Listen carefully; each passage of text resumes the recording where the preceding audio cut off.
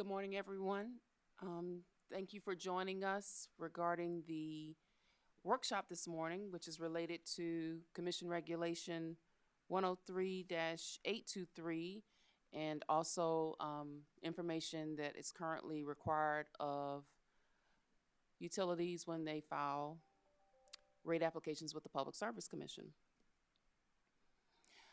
I just wanted, before we start this morning, I think that you all should have a copy of the agenda. It's been posted in DMS, and you should have also received a copy. I wanted to make just a few observations before we get started. One being, of course, as you're aware, there is an existing regulation regarding information that should be filed in general rate establishment or adjustment applications under Regulation 103-823.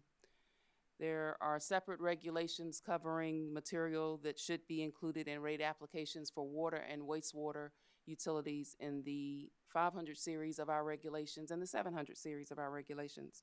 I have checked and I cannot find any separate regulations for requirements for electric and gas utilities, the substance of those rate applications in separate sections. For example, I could not find a regulation in the 300 series of our regulations regarding electric utilities and requirements for the composition of those applications, nor could I find a separate regulation for gas utilities in the 400 series of our regulations as to the substance of or requirements for filing rate applications with the commission.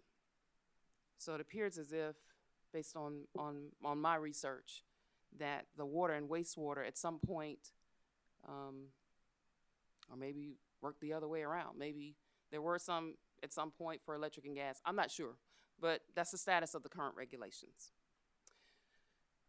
Okay. Also, in our prior workshop,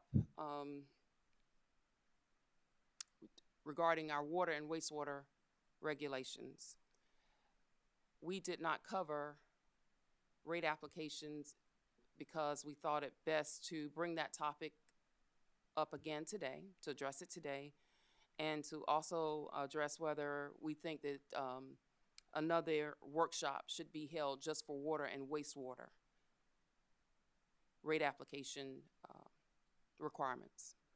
And so I'm of the opinion that we should. I'm not trying to prolong this. However, there's a lot of information to consider. And Mr. Turaney and Mr. Wellborn, thank you for being present this morning. You can still provide, please, your comments at the appropriate time if you'd like. However, that's what I think the staff would suggest, is that we have another smaller workshop on the rate applications again for water and wastewater utilities. Okay? So unless someone has something else, what I'm planning to do is just use the agenda that's been published. And we'd start with the Department of Consumer Affairs, Mr. Hall and Mr. Parker. If you would please provide a summary of your comments, and we'll proceed from there. Great. Thank you. Good morning, Jocelyn. Good morning. Again, department is again thankful for the opportunity to participate in these workshops. There have been, I guess, three primary comments that we've made throughout the various rate reviews, and again, that are applicable here. The first one is that utilities should file the direct testimony at the same time as their applications. The second is that they should also at the same time submit all supporting documents, including studies, models, work papers, spreadsheets, formulas, anything that supports their request. And the third was that the submittals should require uniform schedules. And that's kind of it's morphed into the proposed minimum filing requirements from the commission.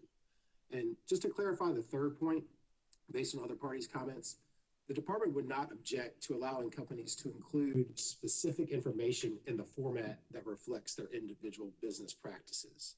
However, we do believe that the schedules themselves should be the same from case to case. So in other words, for every electric case, regardless of the format, Schedule A would include, for example, the revenue increase. Schedule B1 would include the adjusted rate base.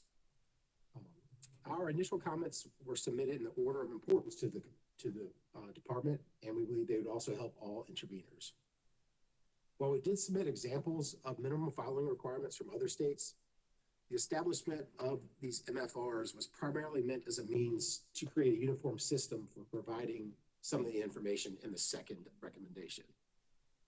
We recognize that not all supporting documents will fit neatly into an MFR, and therefore other studies, models, etc., may need to be submitted separately in order to supplement information in the schedules. We also agree with your point earlier that these specific requirements may be different for water, sewer, or electric utilities. The department also responded to the Commission's prior request to complete the Florida-Arkansas comparison spreadsheet. We indicated there which specific items we thought should be included. We believe the Commission's subsequent proposed MFRs are a great starting point, but would again ask that our second recommendation regarding supporting work papers, models, etc., be incorporated more explicitly in any final proposal. I do want to thank Duke and Lockhart for taking time to respond to the Commission's request to review Florida and Arkansas MFRs and their constructive feedback. If you compare what Duke submitted to what we submitted, they're very similar regarding which items should be included. And there's also some overlap with Lockhart Power. We also appreciate Duke and Piedmont for acknowledging that they routinely comply with MFR requirements in other states. They suggested that practices in those states, as well as existing practices in South Carolina, could be incorporated into the Commission's requirements. We'd support that approach, and we'd be glad to assist if needed. I'd say there have been a few primary criticisms of our recommendations. I think the first one has been the time it takes to prepare testimony, supporting documents, and MFR schedules. We believe that direct testimony should support an application. Companies do not need to know who is intervening or what their positions are in order to prepare direct testimony. If implemented, our recommendations would allow additional time between intervener direct testimony and company rebuttal, at which time they can reply to any intervener testimony. We also believe that once established, companies will know what the requirements are before they file their application. The information can be compiled and submitted in the appropriate schedules during the months ahead of the application file. Regarding the time it takes to submit supporting documents, we believe if they're not final at the time of application, then perhaps the application shouldn't be submitted until they are. Without this information, there's no way for a party, and therefore the Commission, to verify calculations and assumptions submitted by the company in support of its requests. A second criticism has been that these recommendations are not necessary or they're not applicable. We do understand that some utilities are smaller than others and that some schedules may not apply to all companies. And again, different MFRs might be needed for electric versus water or sewer. We have no issue with a company listing not applicable for a particular schedule. However, if there is information that supports the application, it should be submitted. As noted earlier, we would not object to companies submitting their specific information in the format that reflects their business practices. All the utilities in this that participate in this matter have acknowledged that they either already comply with MFRs in other states or use similar structures in submitting applications and exhibits. They also mostly acknowledge providing substantial information in discovery requests or in response to ORS audit requests. The MFRs and other recommended requirements would simply streamline these submittals into an application, and they may also reduce the need for discovery. A third criticism that we've seen is that ORS already does this and already has the information. The department greatly appreciates ORS's role in ensuring utilities provide prudent quality service to residents in the state, and no doubt ORS has great authority to obtain information from utilities before and during rate cases. However, no other party has this luxury. The department's comments were made so that all intervening parties could have the most efficient access to relevant information. I believe it was Dominion had stated something along the lines that the MFRs would interfere with their ability of the parties to support collaborative efforts in the months and weeks leading up to a filing. Again, ORS is the only party that has the ability to get information from a utility in the months and weeks leading up to a filing. If Dominion would allow the department, as well as other interveners, to submit information requests related to applications before they are filed, we would also support that approach. It's not efficient for a party to come through 24,000 pages of information that's been submitted to ORS. The current proposed MFRs would provide the most relevant information in a readily accessible format. The information will be provided at the time of filing, and then after reviewing that information and the responses to ORS, parties could then decide if submitting additional supplemental tailored discovery questions are necessary. Blue Grant commented that ORS had not reiterated our recommendations. In fact, ORS has multiple times stated that they supported the recommendations, including rate applications to include final versions of all supporting schedules and financial documentation. They also reflect, ORS's comments also reflect that an earlier submittal of the information would allow it more time to review applications and fulfill its statutory duties. They commented that being able to review applications and minimum filing requirements would allow them to have a more thorough review. The final criticism has been about potential cost for complying with MFRs. The department certainly does not want to create any additional costs for ratepayers, and we do recognize in the event MFRs are adopted, there could be some additional cost, particularly in the first subsequent rate case due to implementing a new process. However, we do suspect those costs might be offset by reductions in both discovery request and ORS audit responses. We believe in order to better understand potential cost implications, there might be some additional questions that need to be asked and answered. For instance, how much does it cost a utility to produce discovery for ORS? How much does it cost a utility to prepare applications in other states where MFRs are used? For example, and they can correct me if I'm wrong, but I believe Dominion Energy works in North Carolina, Ohio, Virginia, and possibly some other states where MFRs exist, and Duke is in Florida and North Carolina where MFRs are required. Another question might be how much discovery is submitted in those other states, whether it's from the commission, an ORS type agency, or other interveners, and how does the amount of discovery and related cost in those states compare to South Carolina under current processes? These are just some of the questions we believe would aid in more accurately discussing increased cost. Like a utility deciding to file for a rate adjustment, parties have many considerations when deciding whether to intervene. They have to look at their available resources, time constraints, and the overall level of impacts a case might have on them. These same considerations impact a party's preparation and submission of discovery, and what experts to retain and for what issues. The sooner a party can get a complete picture of a utility's request, including their supporting information and testimony, the sooner they can make these important decisions.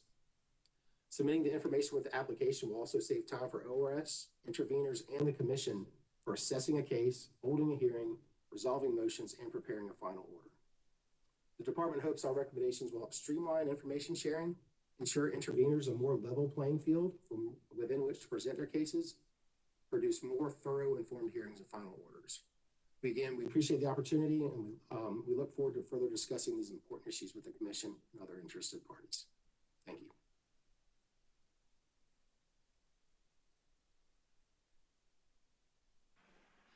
Thank you, Roger. I moved because the air conditioning unit is on. I can't really hear from where I'm sitting. So, Roger, I want to just, if you don't mind, you did so well the last time I used the Elmo. So if you're able to, I would like for you to make sure you can see the live stream video. And I want to use the Elmo and just ask you a couple of questions, please, just to make sure I'm on same page. I think that I am with your comments. They're real easy, I promise.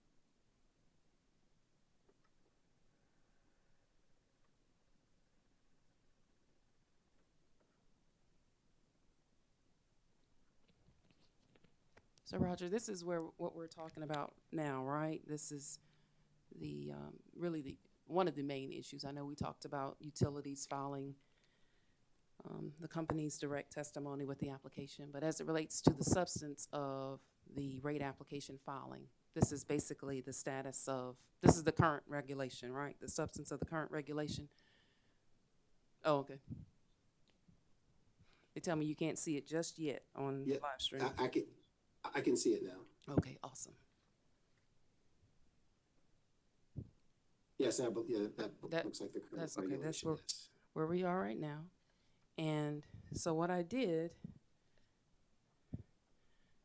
this is Roger, the top part, I'll zoom in just so you can see. That's just basically, it's not, I didn't make any revisions to the top, which deals with, you see that, applications? I'll move it down a little. Okay. All right. So I think your point is,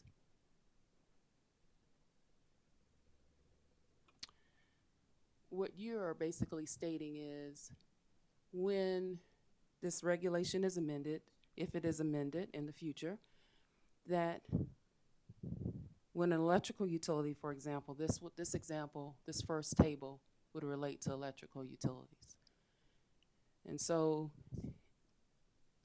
based on the comments of the Department of Consumer Affairs, Schedule A1 for any electrical utility that would file whatever information we indicate should be included in Document A. Schedule A2 would contain Document B, whether Document A is just the company's rate base. So every schedule that's filed, that's, for example, if in Schedule A1, if Document A is the rate base schedule, each application, when someone reviews the application, Document A under Schedule A1 would be schedule of rate base, right? Yes, yeah, that's All correct. And the current regulations are sort of broad and generic, and we see them, the answers submitted in a variety of formats, attachments, different locations. So right, we feel streamlined. If somebody wants to go find that particular information, they know exactly where to go find it. Okay, and then Schedule B perhaps would relate to another topic, issues related to maybe an income statement. So Schedule B1, and then the corresponding document. And then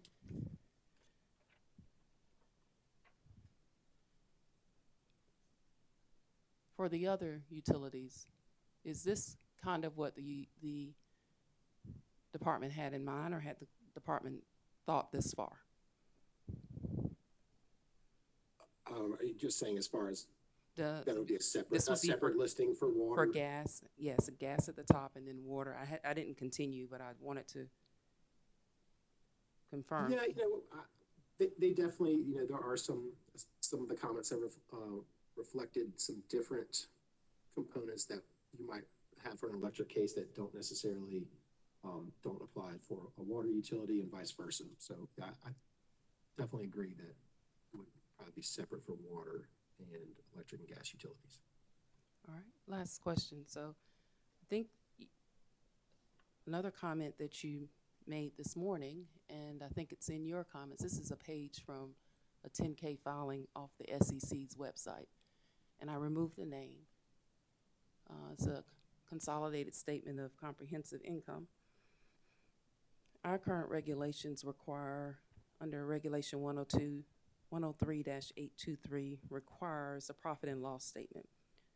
So this is a statement of, an example of a comprehensive statement of, consolidated statement of comprehensive income. Let's pretend that it is a profit and loss statement. And I think what you're saying is, maybe perhaps the profit and loss statement is one of the documents under Schedule B1. And I think perhaps what you're saying is, you're not so much concerned, or the department is not so much concerned as to the outline or the format of this statement, just that it includes the information that's required to be filed. So it doesn't have to be other comprehensive income wouldn't have to be the first entry there? You just want to make sure it's somewhere within that filing? As an That's example? exactly right. If this chart, or layouts, spreadsheet, whatever, does not look the same from company to company, that's fine. But it will be, Schedule B3. Okay. Be the consolidated comprehensive income statement or whatever particular Whatever. schedule Okay. it is. That's it? Okay, that was easy. Thanks. All right.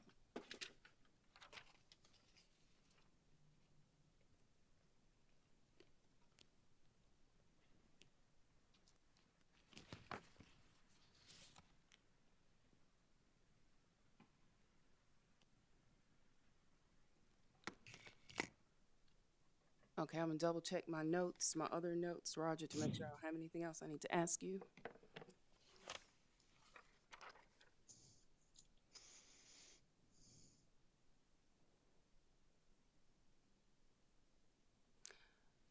Roger, I did have a note, one of my notes is in green, but I think we'll discuss more of this at our workshop dealing with, bill inserts in May.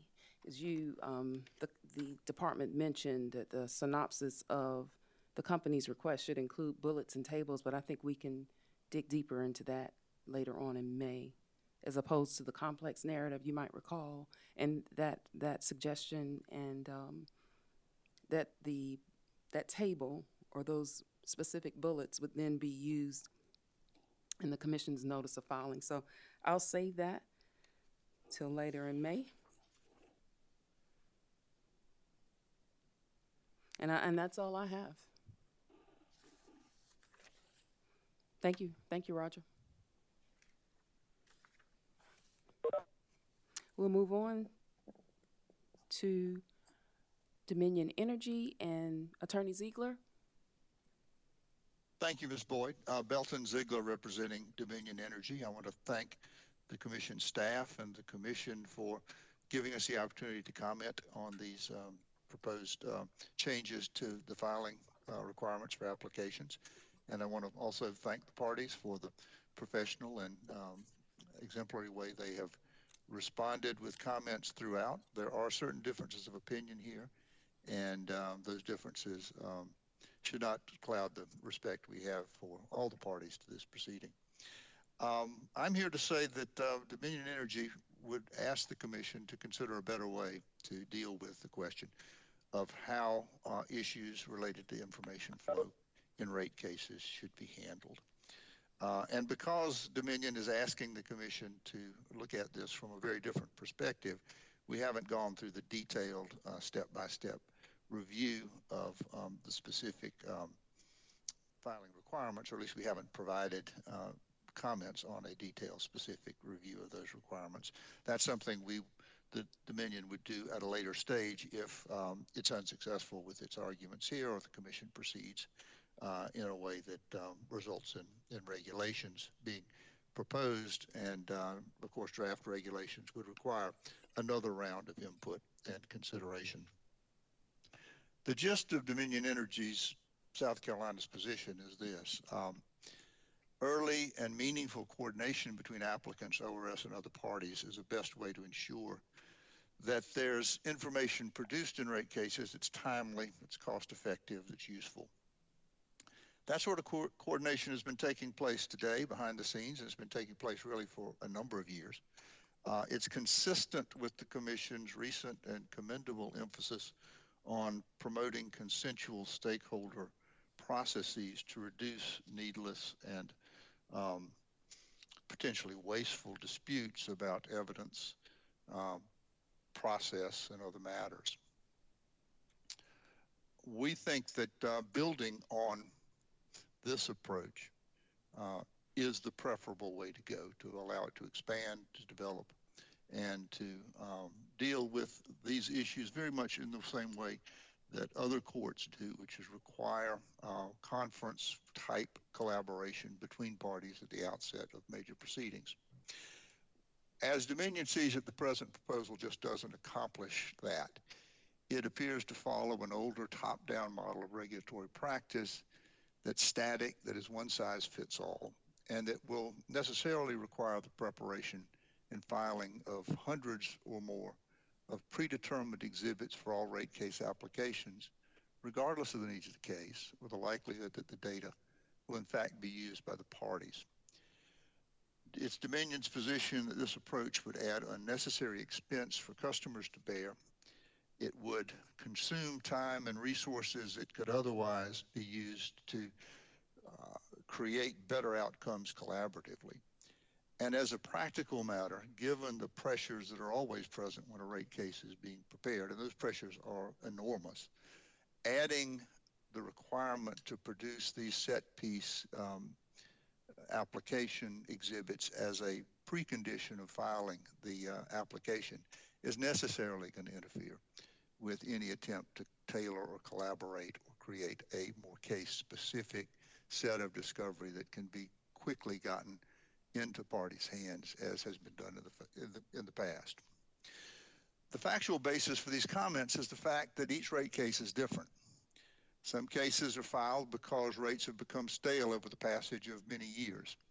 Other cases involve recently established rates that have to be reset because of changes in federal tax laws, accounting rules, or capital markets. Other cases still require rates to be adjusted because utilities are investing in generation, transmission, or distribution assets. And with the push toward adding more renewable storage reliability assets, potentially retiring coal plants and expanding transmission capacity, we may see more of those cases.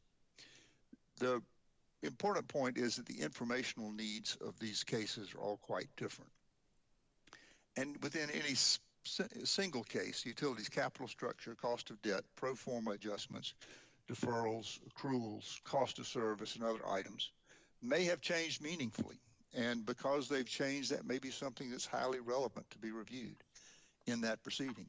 In other proceedings, they may not have changed at all, or practically not in any meaningful way. And it's not relevant to go into detailed informational production around these issues because they're simply not relevant to the nature of the case.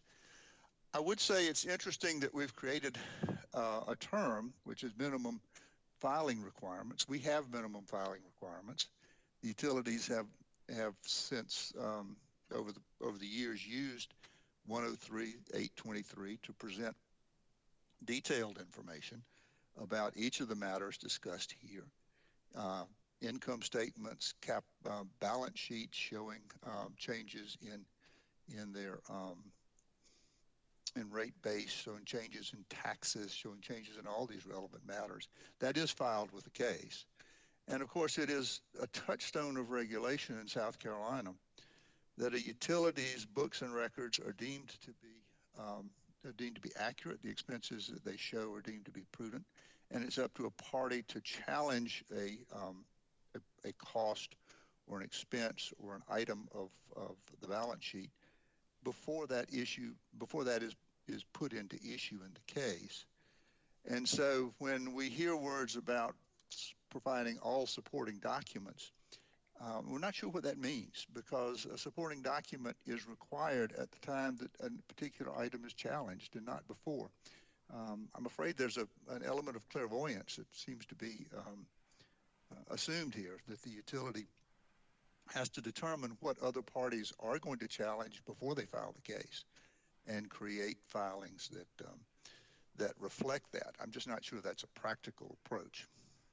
So in the rate-making context, tailoring information exchanges to the needs of the case is important, and it requires a collaborative process where parties mutually evaluate what information is meaningful, where they look at the specific form that the information needs to take to meet that party's needs. They consider how to prepare that information based on what records and data are available in the utilities record-keeping systems. And they also tailor the request to the periods and the categories that the data should reflect. And typically behind the scenes in a rate case, that is happening.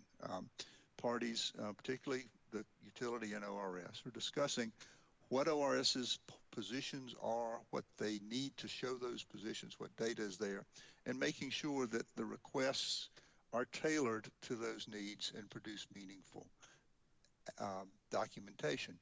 A predetermined set of exhibits taking the form of the minimum filing requirements just can't do this. We're very much afraid, DESC is very much afraid, that this approach is going to create expensive work product that no party is going to need or use in a given case, and that requiring a utility to produce thousands of pages of MFRs in the months and weeks before filing an application is going to necessarily make the collaborative process take a back seat, which would be unfortunate. We want to be sure, and I think we've acted that way throughout the discovery that DESC has been involved in, that parties requesting data get data that is meaningful to them, that it's not data that they are going to potentially misuse or misinterpret. That does happen. Not going through the collaborative process has resulted in parties getting data and filing testimony, not really understanding that the basis on which the data was given, which is completely accurate, doesn't support what they're doing with them. Now, to quantify the costs involved in this sort of regulatory change, DESC undertook an exercise to determine what a reasonable estimate would be of the work that was required to prepare and finalize the exhibits in the current rate case, which is docket 2020-125E.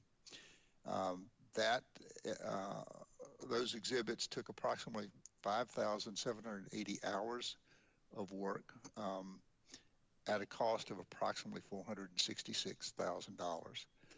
The evaluation of that work didn't take into account any of the effort that was put into closing test year financial books and records or any cost associated with review of the exhibits or application by senior leadership or others. It was purely the if you will, the frontline working effort that was required to produce the current exhibit to the rate application.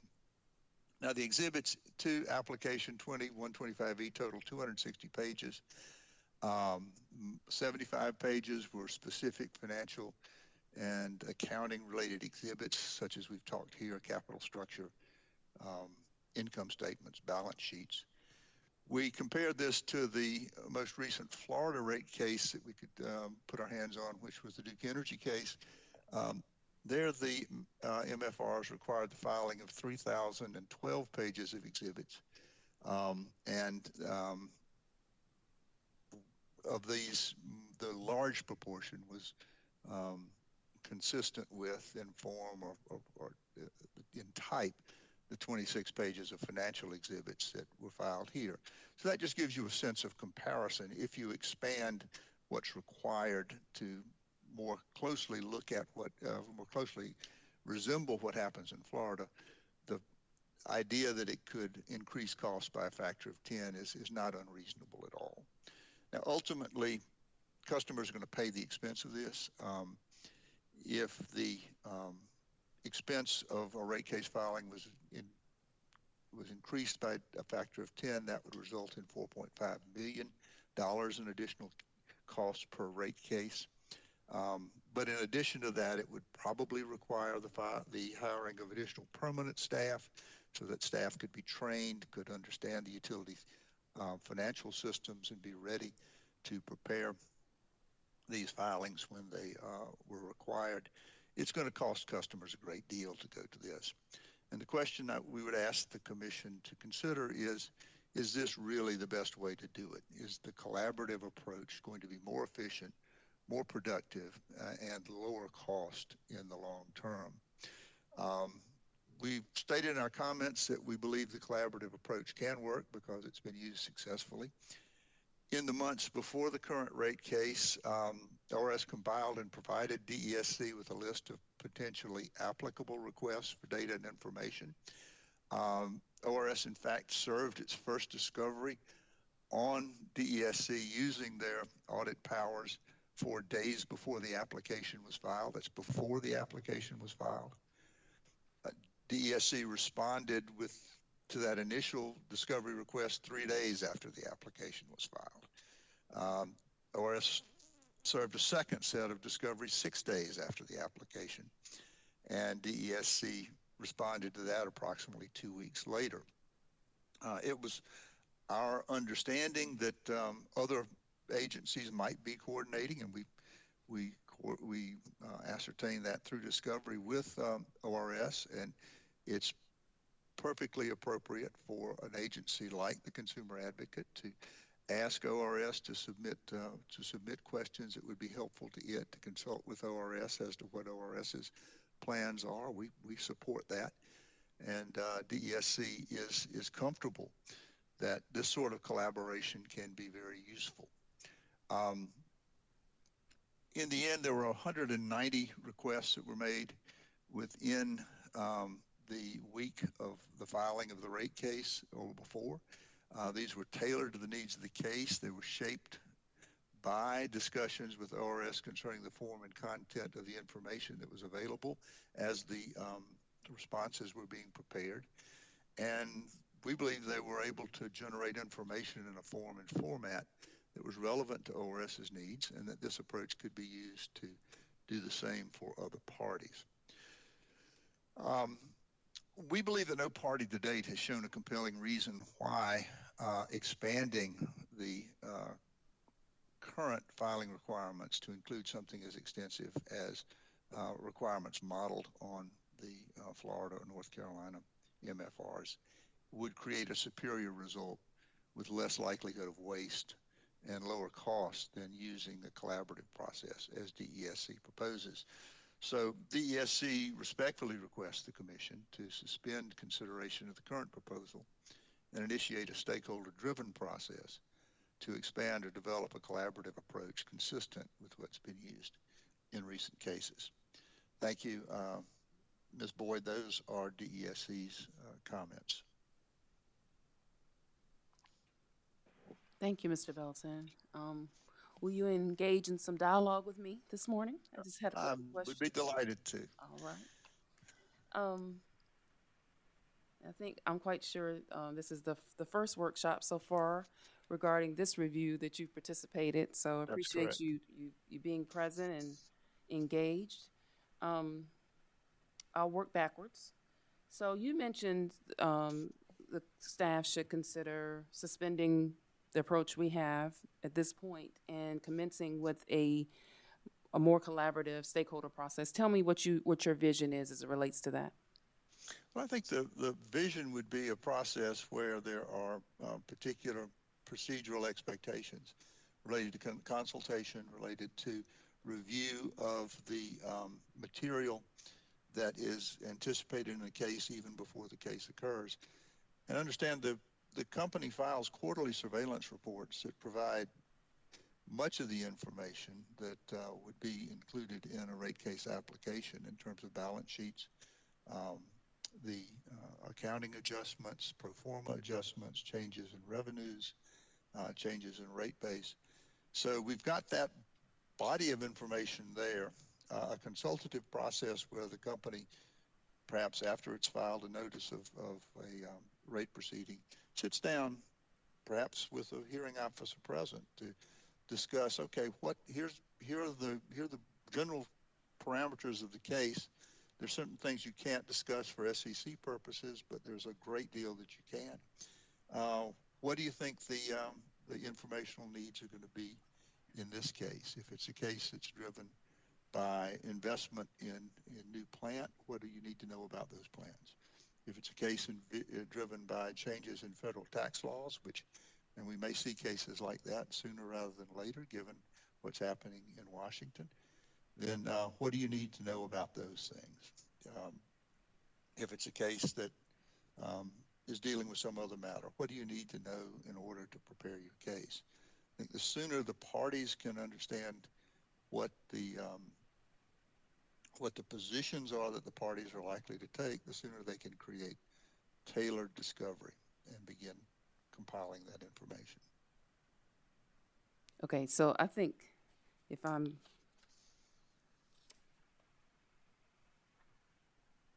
I think the process that you just mentioned would mean leaving the wording of the regulation the same.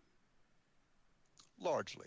I'm not saying that that's a precondition of it, but it would not be adopting an approach which says, let's require this massive data dump, some of which may be relevant and much of which may not be. Let's not use a one-size-fits-all approach. Let's come up with something that's more tailored and better driven. It may be in that process there's a way to improve the consistency of the way things are filed, or to come up with a sort of something that really is a minimum filing requirement. I think what we've got now is a maximum filing requirement. Um, so I'm not saying that's forestalled, but that should emerge from the process. Okay.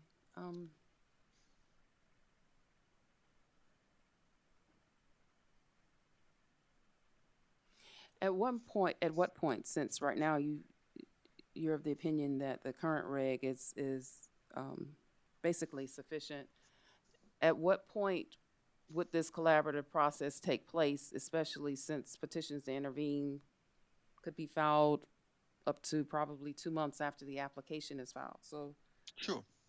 when, I'm sorry, I didn't mean to cut you off. no, you're fine. When would you expect this stakeholder meeting and collaborative process meeting to take place? Well, a good milestone would be the filing of the notice of intent to file a rate proceeding, and that could trigger that process. Informally, there's no reason it couldn't occur at any point. And there's typically major utilities give notice that is known that a rate case is being contemplated at some time before it's filed. What isn't known until much closer to the time of filing is exactly what the contours of that will be, what specific accounting adjustments are going to be at issue, what specific proposals may be made. And so I think there is a sweet spot that is fairly close to the time of the filing, but is not too far distant from it. And so that sometime in that 30-day period prior to the filing would seem to be a logical time to get that process rolling. And that process would include a review by the company and interested persons as to what's been filed and what those stakeholders at that time think their additional needs are, document-wise. Correct. Is that what you're talking Correct. You know, typically with ORS and in the past, I think in the last case, ORS provided the company with a set of proposed discovery. I think in a prior case, my recollection is the company initiated a discussion with ORS and said, you know, we understand that you all have informational needs early in the case, and we want to be responsive to those. And we understand the pressures we were all operating under. We went and looked at ORS's discovery from the last several cases and said, these seem to be the recurring questions you're asking. Let's talk them through and see which ones you think are going to be important for this case, given what was known about the parameters of the case. And so we collaboratively came up with a set of questions that because the company knew about them in advance, the company was able to respond very quickly to them as the case was being filed. Well, okay. What about other members of the public who probably won't be present at that point?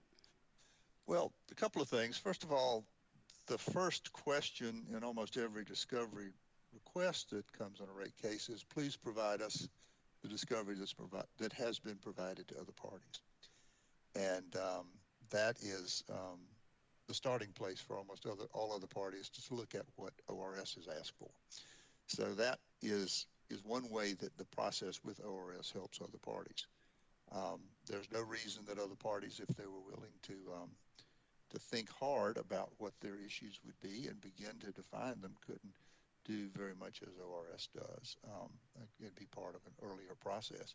There would be no necessary requirement that a party that was intending to intervene had already filed intervention papers, I don't think, if we were to have such a process. Okay, I appreciate that. I meant I meant other members of the public. For example, some of our, I've heard testimony from public witnesses who state, I, I, I'm not an intervener. I'm not a party of record, but I did go in DMS and I've read the application. Sure. Those are the members Um, I'm talking about. well, yeah, and I understand that. One of the things I'd caution with, it's hard if you're an expert in these matters to understand some of what's being said in these application exhibits. I'm not sure that a member of the public going through 3,000 pages of financial exhibits would necessarily find it to be an edifying experience or a helpful experience. Um, we have the consumer advocate and ORS who are empowered by statute to represent the interests of the public. We have other parties like AARP and Coastal Conservation League that step forward and as nonprofit entities voluntarily represent the interests of the public. I'm not sure that there's a better way to handle it than working through those representatives. But I understand your point. Okay. Thank you. A couple more questions, please, Mr. Ziegler. Yes, ma'am. Okay, so the $466,000 that you mentioned related to the preparation for the application in docket number 2020-125E, and should the regulation be amended, it's submitted and amended, you mentioned that the cost might increase by a factor of 10. So we could be looking at over $4 million, for over $4.5 million actually. Do you foresee that cost being a one-time cost for the company to adjust its systems, and then a one-time cost for those adjustments, or recurring cost? No, I think it's a recurring cost. I mean, the 466,000 was the amount of cost to present the application exhibits based on exhibits that had been used for decades. So that was a recurring cost. So if you're going to take a recurring cost and project it out, you'll have another recurring cost. It would probably be a great deal more expense in the first instance, I would think. And the other thing to remember is that a great deal of the rate case exhibits as they currently exist are already being provided.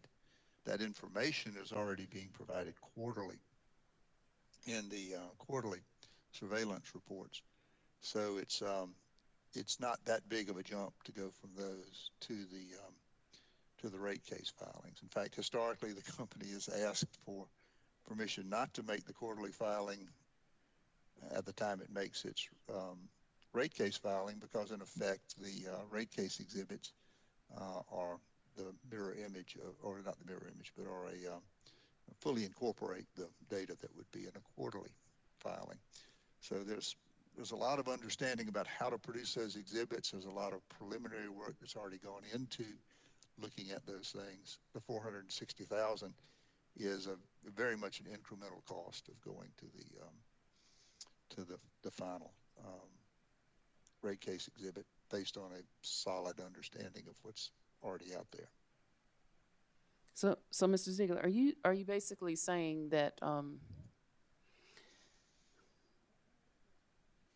if for example, the example that I showed Mr. Hall earlier with the schedule, and if Schedule A1 is just the income statement, for example, the company already maintains a lot of financial information, I'm sure. So would the company's costs increase by a factor of 10, because if they are maintaining control of how the information is presented, it just has to be presented under a specific schedule? Well, the income statement is something that's already being produced as part of an application. Okay. That's already something that's given with each application. Okay. But it does take time and effort to redo the income statement. And I believe there's an income statement with and without the increase. So a good deal of the information goes into saying, okay, what would the income statement have been if the increase were there? There are also accounting adjustments that are being proposed. And so part of the process of doing the income statement is to create a new income statement as adjusted for the both the existing approved and new accounting adjustments. As you're aware, often in a rate case, there are accounting orders allowing a company to accrue, to defer and accrue certain costs for later inclusion in a rate case. So the income statement has to be changed both to show this, that these costs are no longer being deferred, but are actually being put into current rates, and then an amortization of the existing balance has to be put in. And those are complicated things that the companies are very careful to try to get precisely right so that there's not a question. You can't always be right, but they try very hard to be sure that there are no calculation mistakes, no problems in what they present. And that's a very time-consuming matter. Now, if you take that sort of consideration and run it down into the level of detail you see in the Florida case, in the Florida filings, it's going to be an awful lot of expense. And it's not just push a button and out comes the answer. We all wish that were the case, but it's much more nuanced and detailed to that. And I'm afraid other parties don't, I'm not sure they understand how much time and effort goes into this and how difficult and costly it is to pull together this information. If the company is going to do it, it's going to want to be sure the information is correct. The company just wants to be sure the information is needed and that people are going to use it. And looking through that list of exhibits for the Florida case, I can see that large portions of that information, the Florida MFRs, actually large portions of that information just really wouldn't be relevant except in a limited group of cases. And so in most cases, you'd be just producing very expensive data that wouldn't be used. Okay, so and I understand the need for financial statements or whatever documents that your company files with the commission to be correct for credibility reasons, if nothing else. So I think what you're saying is the cost is really going to be driven by no matter if the company maintains control over the presentation of a particular schedule, it is the type of information or the detail in that particular schedule that's going to drive the cost. So That's if there's, exactly right. okay, so that's what you're saying. All right. I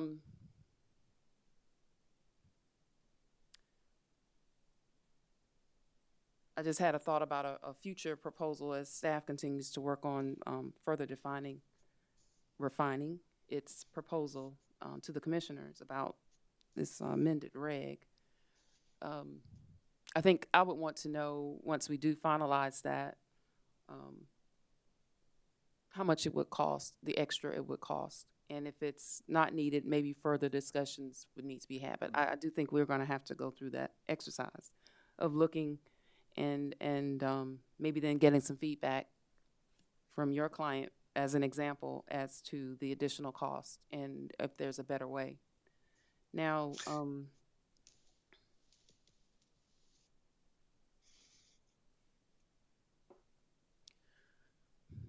do you have any idea in other states, and I suspect your answer is going to be Jocelyn, I have no idea.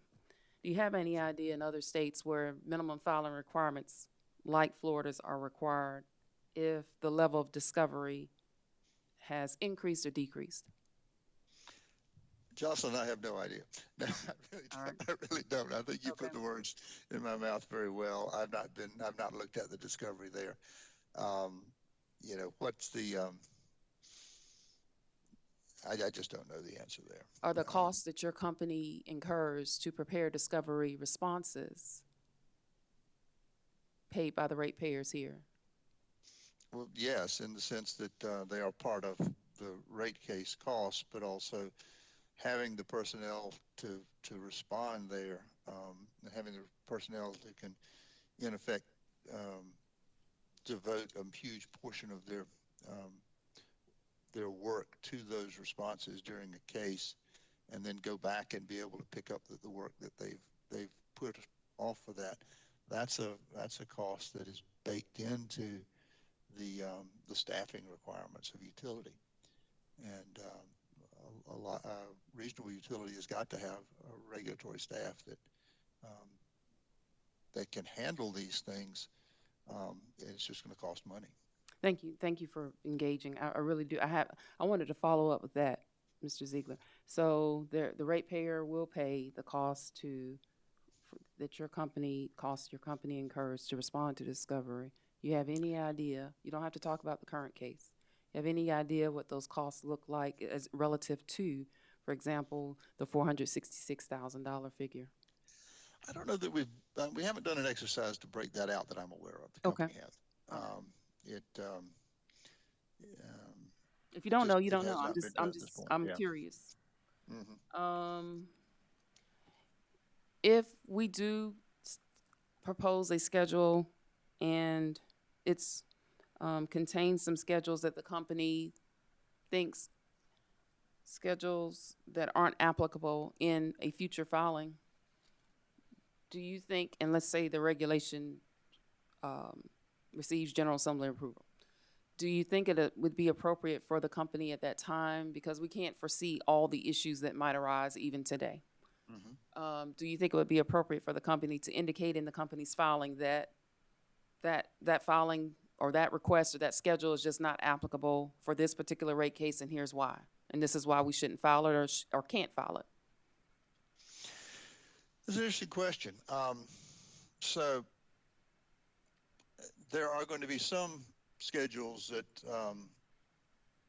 are not applicable as a matter of objective fact, not in any way subjective or opinion based. DESC operates in one state, so a filing that does a jurisdictional allocation of costs between states would not apply with DESC. Now, you do have to take your costs and your rates down from total retail to or total electric to retail versus wholesale, but that's typically not considered, as I understand it, a jurisdictional issue, but a cost of service issue. So that's one example of a schedule that would not apply to DESC. But there are lots of schedules that provide what might be interesting information, but the information really wouldn't have any particular relevance to a case. But that's in a subjective decision. So you put the company in the position of having to make a subjective decision, which as soon as they do it, I promise you someone will come in and say, well, you have not met the minimum filing requirements. We disagree with your decision. And therefore, Ms. Boyd, you should throw the application out and make the company start over again. That's just an invitation for unnecessary disputes and litigation. So I'm not sure how you would make that work practically.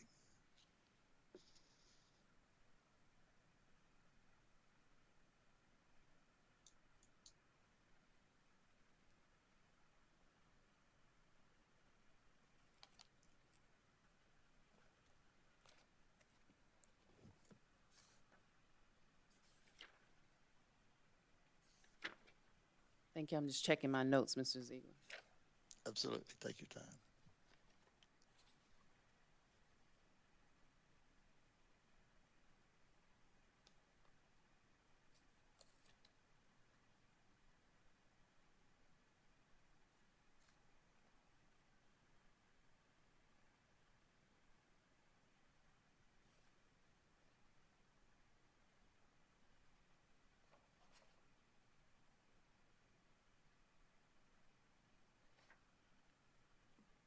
I think my biggest the comparison I really wanted to make, if we're looking at the cost and benefits, is whatever staff proposes, we would want some quantifiable data to support it, meaning is this really going to save the parties, which ultimately, if you're talking about state agencies, the citizens of the state pay for our budgets. So I was looking at it from the perspective of with the filing up front, the requirements up front, be beneficial on all ends, meaning will the company respond to less discovery? Would the process be more transparent? And then, as you've already mentioned, the fewer discovery requests your company responds to, those are fewer dollars that the ratepayer will ultimately pay for responding to those discovery requests. And so that's kind of what really a lot of what I was looking for. What is it costing us now for the requirements that we have, and then what's it costing state agencies, and then ultimately the ratepayer on from your end to respond, for them to hire the consultants, staff time, consultant time, state funding for that, and then what is it costing approximately, comparatively, what is it costing for your employees, your clients' employees to prepare those responses? And what can we do better, Mr. Ziegler? I hope that you understand that. We want to get better. I completely agree that we all share an interest in making this process efficient, timely, and transparent. That's not at all a question. That is what the goal is. What I'd suggest is that filing what is in effect a very, very expensive information dump in a one-size-fits-all way is not necessarily the best way to do it. And the best possible result would be for the parties, including ORS, consumer advocate, other parties, to get their strategy for a case set early, understand what issues they plan to raise they think are relevant. That can happen with through a number of ways early in the case, and then target their discovery to what they need and have a dialogue with the company about what information is available that goes to the issues that they're concerned about, and how do we show them that that's the case. I mean, there are lots of examples of cases where a discovery request is filed in effect blindly, and the company calls up and says, I don't think you really want to go through this, because let me show you this fact over here which shows that what you're looking for really isn't relevant here. Oh, okay. So you saved the company the cost of responding. You've saved the parties the response of digging through that discovery and realizing it doesn't give them what they want. And so you make it an efficient process by having people say, here's what we're trying to prove. Here's the data we need to prove it. Company, can you get us this data? Yes. What form does it need to be in? What years do you want it to cover? How do you package it in a way that's most useful? That's sort of the core of the stakeholder process. Is being used, I think, effectively in other areas like DSM and now IRPs to limit costs, to limit disputes, to create certainty, to create a better path forward. And we would ask the Commission to seriously consider using those sorts of mechanisms rather than what I call the information dump as a way to move information exchange in rate cases forward in an effective and efficient way. Okay, well, thank you very much. I hope you'll stay on WebEx. I can't think of anything else right now, Mr. Ziegler. Thank you for your questions, and I hope it's been helpful. All right, I'll talk to you later. We're going to move on now to Ms. Brown, who's representing Duke Energy Carolinas and Duke Energy Progress, please. Yes, ma'am. Good morning, Ms. Boyd. Good morning. Good morning to everybody. Just wanted to say again, we appreciate your time this morning. We appreciate Commission staff's attention to this issue. And we are happy to be here this morning to provide some context to the comments that we filed in this docket. Again, my name is Katie Brown. I'm in-house counsel for Duke Energy Progress and Duke Energy Carolinas. I also have two subject matter experts here with me today who we'll be able to chime in with some context if you have any questions. Ms. Boyd, Kamal Robinson is here. He's in-house counsel for Duke Energy Progress, Duke Energy Carolinas. He is not appearing in a representative capacity today, but just as a subject matter expert on rate case applications. We also have Laura Bateman, who is Vice President of Rates and Regulatory Strategy for the Carolinas. And I'll just walk through our summary, and then we will be available for your questions, if that sounds good. That's perfect. Thank you. Okay. As we mentioned in the comments filed in this docket on March 5th and March 26th, the companies generally support the concept of minimum filing requirements. We do think that the workshops and comments filed in this docket will form a substantive foundation for formal rulemaking on these issues pursuant to the South Carolina Administrative Procedures Act, which we think a rulemaking proceeding would be the appropriate forum for consideration of significant changes to commission practice and procedure, particularly to the extent that the commission intends the minimum filing requirements to impose binding norms rather than just general guidance for utilities.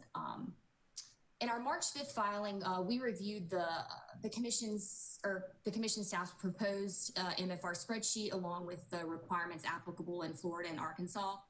Since the companies are already providing some of this information when they file rate case applications in South Carolina, including in exhibits to the applications, in exhibits supporting testimony and responses to audit requests from ORS, the companies also compared the Florida and Arkansas minimum filing requirements to what has traditionally been provided to the commission and to ORS in South Carolina. And in North Carolina, the North Carolina Utilities Commission requires the filing of electric information reports, or E1s, which are the North Carolina equivalent to the Florida and Arkansas MFRs. Because the companies are already providing most of this information, most of the same or similar information as set out in the Florida and Arkansas MFRs to what is required under the E1s in North Carolina. We also kind of compared the North Carolina requirements to identify any commonalities. On March 18th, Commission staff recommended adopting Florida's minimum filing requirements for electric and gas utilities with some exceptions and additional requirements. And we provided some comments on that. We have not yet had an opportunity to mark up or provide feedback on each individual schedule, just given the compressed time frame in this proceeding. But we just wanted to make a few high-level comments about that. Florida relies on a forecasted test year model for establishing new rates, while South Carolina uses a historic test year model. Because Florida uses a forward-looking test year model, the Florida minimum filing requirement schedules will need to be reviewed and edited if commission staff chooses to move forward with those as baseline minimum filing requirements, to remove those items that are irrelevant or incapable of being produced using the historic test year model for South Carolina. We also identified some of the schedules in Florida that should not be adopted because they are specific to a utility with forecasted test year or are relevant to other statutory or regulatory requirements from the Florida jurisdiction. We'd also note, and I think that Mr. Hall mentioned this in his comments earlier, we also think that there are significant benefits to be gained here in considering options beyond Florida, because the companies are already providing much of the information contained in the schedules in South Carolina via exhibits to the application, to testimony, or in responses to audit requests from ORS. We think that utilizing the current South Carolina approach as a foundation for any MFRs would be preferable, as it's already familiar to the Commission, to ORS, and to other potential intervening parties. We just think that there are some efficiencies to be gained there and to consider before we decide to wholesale adopt, another state's approach. I think that would summarize our comments, so we are here for questions. Thank you so much, Ms. Brown. When you mention using South Carolina, starting with South Carolina, so are you recommending perhaps that we go. The balance sheet, profit and loss statement. Are you opposed at all to Mr. Hall's suggestion that, for example, when future rate applications are filed, if the balance sheet is Schedule A1, all applications Schedule A1 should be the balance sheet? I'm looking at that regulation that I posted earlier, 823. Does your company or client have a problem with that? Just that each schedule, when it's filed, the contents of it might be organized differently, but the schedules should be consistent. Right. And I don't think we have an issue with that. I'm going to defer to Kamal here, but I don't Okay. think that we have an issue with that. Hi, Mr. Hello. Good How are morning, you? Ms. Boyd. Can you hear me? Yes, I can. How are you, Mr. Robinson? How are you? Fine, I'm doing thank you. fine. Hope you are. So, Mr. Robinson, I was asking Ms. Brown about our current regulation 103-823, which provides the data that must be included in general rate establishment or adjustment applications. And I asked her, since Duke proposes as an option, one of the options, that the commission start with its existing regulation as the baseline and then build from there. Do you have an issue with the recommendation that no matter who files a rate application, Schedule A1 in each application, no matter who the filer is, should be the same? Meaning, if Schedule A1, the regulation states that Schedule A1 is the balance sheet, that no matter which application from which company, which filing that you're looking at, and no matter the company, Schedule A1 is consistent. They're all balance sheets. Yes, thank you, Ms. Boyd. So greatly appreciate DCA's clarification on that. That is exactly right. So we are not opposed to that at all, provided that we think it makes sense that each schedule would have a corresponding kind of consistent title and level of information, but allow application and just some tailoring towards the company's books and how they actually end up inputting and having that information be reflected. So yes, we agree with that, provided that that flexibility is there. We definitely agree with having the schedule be associated with a particular level of information and type of data. Okay. All right. Thank you. Mr. Robinson, maybe you can answer this question. We might have to go back and forth, tag team with you and Ms. Brown. Do you have any idea regarding how effective MFRs have been in other states and relative to a decrease or increase in discovery requests from parties? Ms. Boyd, I can't speak at large to all other jurisdictions. I will say that, our experiences in North Carolina, we do have MFR requirements, the E1s, as Katie mentioned. They have not led to any decrease in discovery, certainly. I know in other jurisdictions, again, not speaking on behalf of them, but I know in other jurisdictions, for example, Florida with MFRs, their most recent rate case that was filed with MFRs being provided, they were able to enter into a global settlement with almost all of the parties, I think if all the parties. And so I think it's probably a bit of a mix depending upon what the contents of the case are, who are involved, and whether there's any elements of additional information that needs to be required. But we have not seen any form of reduction when compared to South Carolina in the number of discovery that we've experienced with the MFRs being required in North Carolina.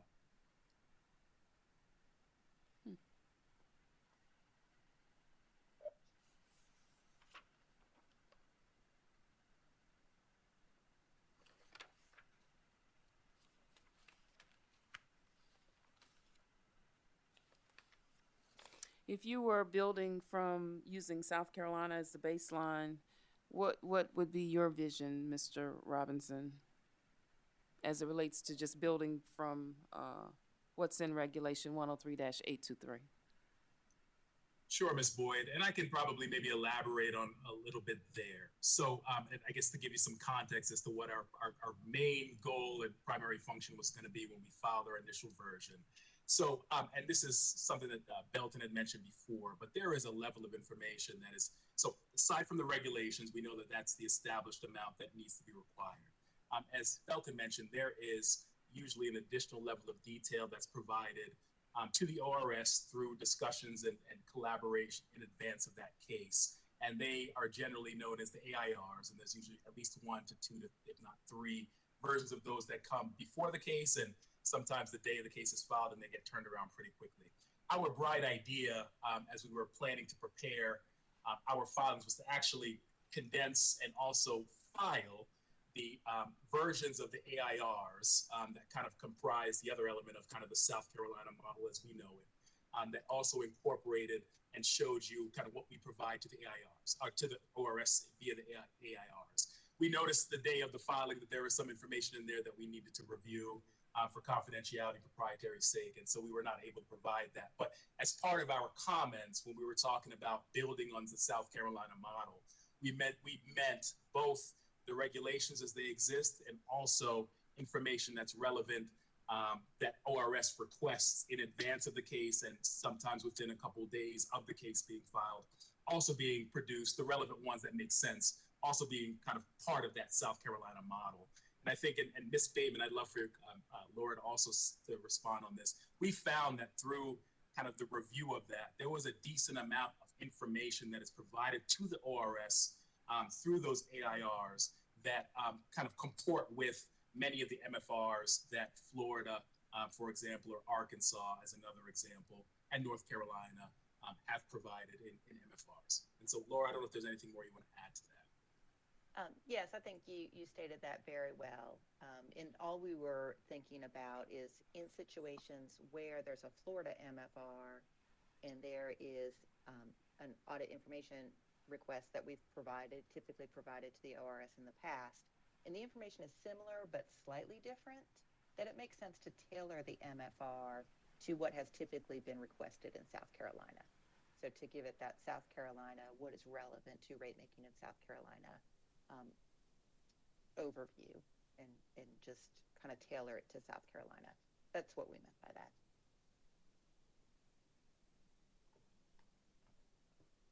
Thank you. I had to get up again. I couldn't hear. Okay, I understand now. So I'll have to ask Mr. Nelson, follow up with him on that question about if he cares to share the ORS AIRs and how some of that information could be helpful for minimum filing requirements under 103823. Thank you both for that, Ms. Bateman and Mr. Robinson. Okay. So the reason why I don't have very similar questions for you that I had for Mr. Ziegler is because I've read through, you filed a couple of sets of comments, and I do see, I think it was your last set of comments, Ms. Brown, that actually mentioned using, focusing more on South Carolina and building from that. And I appreciate that clarification for me about where we look to perhaps start to build. I don't really have, I've asked you the question about discovery, the concerns I had about the cost as it relates to discovery and our current filing requirements. And you really, Mr. Robinson responded that in other states you've noticed that there really has not been a decrease in discovery requests based on, I'm assuming you mean like North Carolina. North Carolina's filing requirements appear to be more than ours. So would you agree, Mr. Robinson? They have more minimum filing requirements than we currently do? Yes, certainly, Ms. Boyd. I would agree with that. I think just maybe further clarify my comment on that. I think what I was trying to say in comparison to Florida and North Carolina is that if there is a theory out there that the minimum filing requirements will somehow reduce the number of discovery that's being produced as part of maybe a cost-saving mechanism, while I agree with Mr. Ziegler, every case is different. I don't think I could, at least based off of my experience, limited as it may be, think that there would be such a strong correlation between those two factors. Now, case by case, there may be some levels of efficiencies, and in other cases, there may not be that level of efficiency based off of whatever the data is or the driver or drivers of that case. But I think more what I'm trying to say is I have not, at least personally, seen a correlation between the more information being provided prior, as part of the case being filed, thereby leading to a reduction in the number of discovery during the case. Yeah. And see, I'm just I was looking at the cost just from, that's just one aspect of it. The other could be, I don't know this to be for certain, but it could be the amount of time still that a consultant for a state agency, the less information, the more questions they have. I don't know. I'll have to ask Mr. Nelson. I don't know that, but that's just one aspect of it. That was just one of the relation between the number of MFRs and the cost for discovery, any correlation there. But you've also you've stated that South Carolina does have fewer filing requirements than even North Carolina, sister state. And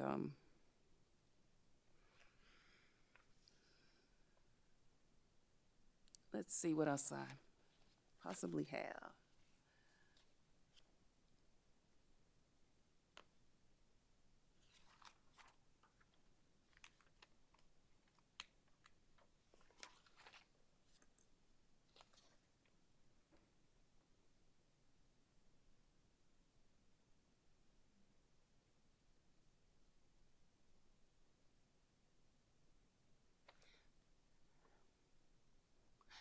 Does Duke think, unlike DESC, does Duke think that its cost, based on the initial recommendations of staff regarding which schedules it intended to move forward with first, do you anticipate your cost increasing 10 times, or what are your thoughts about our initial proposal and how it might financially, or how it might impact your company financially and labor-wise?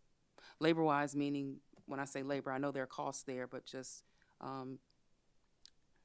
hiring human resources or allocating human resources to address the additional filing requirements. Have you thought about that? Cost. Yes. I do think there would be an increase in cost to produce the schedules and review the schedules. However, I don't think it would be linear. And so I don't think it, kind of the example that Mr. Ziegler gave about it being 10 times as much, I'm not sure that that would be true. And I looked through the Florida MFRs and the filing schedules, and some of that information is already produced by the company in that initial request from the ORS. So it's already produced, prepared, and reviewed. So it wouldn't be incremental work. It would just be filed with the commission. So there's a portion of it that would fall in that category. But there's also a portion of it that would be new and create incremental costs. Thank you.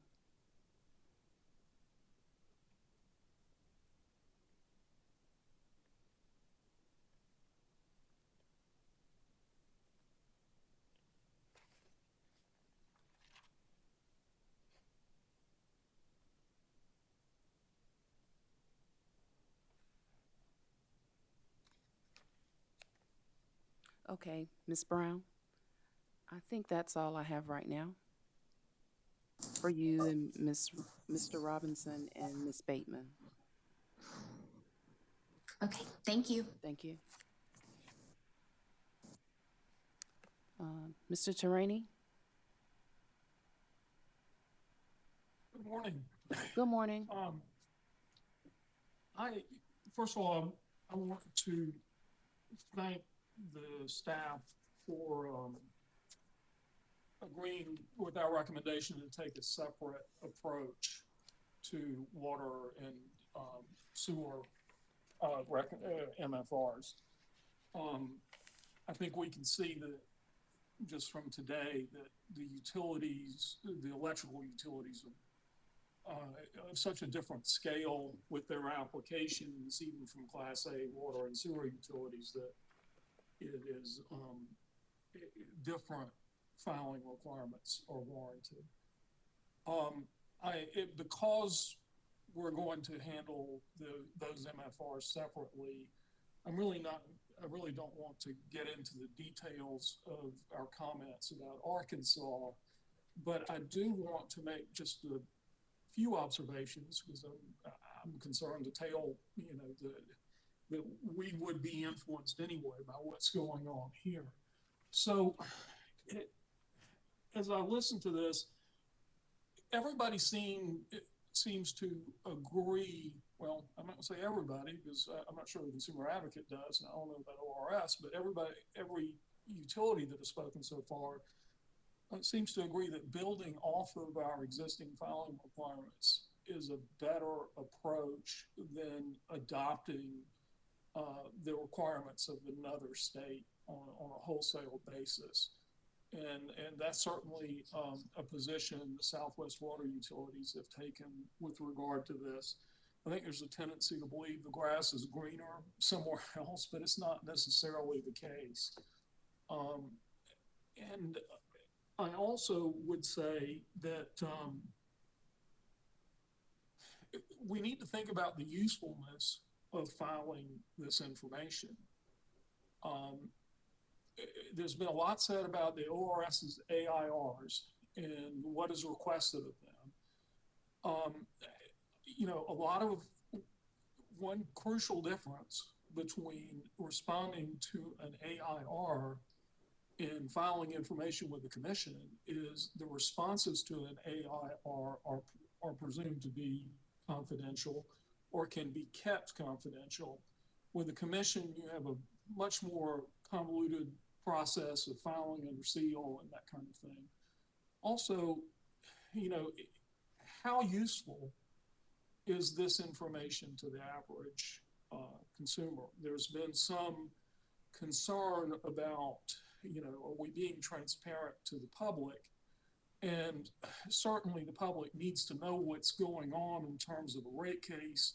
I think we're doing a pretty good job of telling them right now. I don't think there's much confusion in the public's minds about what's going to happen to rates if an application is approved. But at a certain point, representation matters, right? And so if somebody wants to get into a rate case at the level of questioning accounting adjustments or doing this kind of thing, they probably need a lawyer, and they probably need an organization. And that's why we have Southern Environmental Law Center, and that's why we have the Energy Users Committee. That's why we have the Consumer Advocate. And one solution I think that we've overlooked in being able to, in providing these third parties, so to speak, information to get started in a rate case, is maybe to expedite the intervention process. I'm not suggesting shortening the return date, but intervention applications could be filed and approved early, right? If in the vast majority of cases, when there is an intervention application filed, the utility doesn't object. An unobjected intervention application could be filed 1 week. The utility, and the utility could respond or be requested to respond, and as to whether or not they're going to object to the application. And if the answer is no, then I see no reason why they can't. It couldn't be approved the following week. And as Mr. Ziegler mentioned, that party at that point is perfectly entitled to file a standard discovery request that says, give me everything you give other parties. And that happens. That happens frequently. Usually we put our responses in a Dropbox, and we just give everybody access to the Dropbox. That's not a complicated process, but it could happen sooner, perhaps. Mr. Ziegler mentioned a collaborative process that could occur before filing, and that I'm interested in that, but I don't know how you can mandate that in a regulation. The notice of filing right now must be filed at least 30 days before a rate case, but not necessarily 30 days. The application doesn't necessarily have to be filed within 30 days. So, and sometimes, at least in my cases, those applications are not ready for filing until 48 hours before they're filed, or 24 hours before they're filed. I've frequently and offered to preview cases with ORS and even the consumer advocate in my cases, but I'm not sure how you formalize that kind of a requirement, especially, I mean, who's going to be involved in it? Do we have to consult with ORS, consumer affairs, energy users? I don't know where it ends. Certainly something I want to do informally whenever possible, but I'm not sure how it can be mandated. The final observation I would make is this is really hard to do on Zoom. I mean, it's just this process doesn't lend itself to it. I've been in other workshops that the commission has held to discuss regulations. We've all sat in the hearing room. It wasn't necessarily as structured as it is now. You know, if I said something and Belton wanted to jump in and clarify it, he could raise his hand or maybe even interrupt me, and it wasn't a big deal.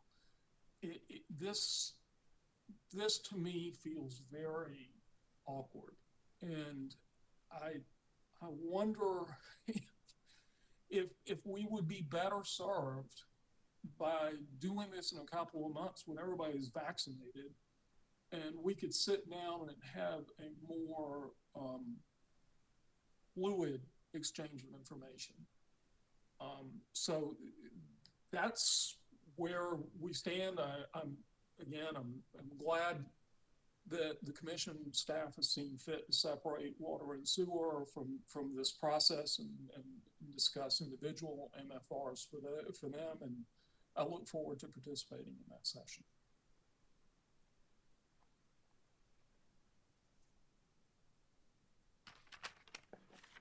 Thank you, Mr. Tarani. I moved again. That was the reason for the delay. Thank you for your observations. I do think that we at least want to, especially regarding your last one, I think that we as staff want to at least narrow our recommendations down a little more before we have an in-person type event where we could probably, I agree, talk more, but I think this has taken, we've needed these steps just to get to this point, in all honesty, because it's brand new. Since I've been employed at the agency, I don't recall the requirements being reviewed at this level for rate applications. Right. So I think we on staff needed all of this just to get to the point where we are, because it's brand new. And I appreciate your recommendation about when we do present to you all the schedules that we want to propose to you, that perhaps an in-person event. How do y'all feel about that? Afton and John and Ginger, some of my colleagues are in the room with me. They're all nodding yes. So we appreciate everyone's indulgence to allow us to get to this point, because I think we needed all of this just to get to this point. And I've taken notes, Mr. Tarani, on your other recommendations about building off the existing South Carolina requirements, the usefulness of whatever information that we propose to the stakeholders here, responses to ORS's AIRs, shortening the intervention process, and your feedback on Mr. Ziegler's proposal regarding the collaborative process after the notice of intent has been filed. So thank you. Mr. Tarani, though, if you won't, don't go out of the country before we have our wastewater. We need to talk to the wastewater stakeholders again about their rate applications, and then we'll see you in person. We just don't know. We'll let you know when that event will be scheduled. Thank you. Okay, thank you. The next presenter is Blue Granite Water Company. Mr. Wellborn, did you have any comments? I do. Just, I think I have some overarching general comments that'll be helpful, or maybe helpful, maybe not. But anyways, and like the others, I appreciate your time and your sort of collaborative approach to all this. We appreciate the forum and the opportunity to present some feedback on these issues. I'll reserve my specific comments for the water and wastewater provisions for a later date. But like I said, I have some general notes here.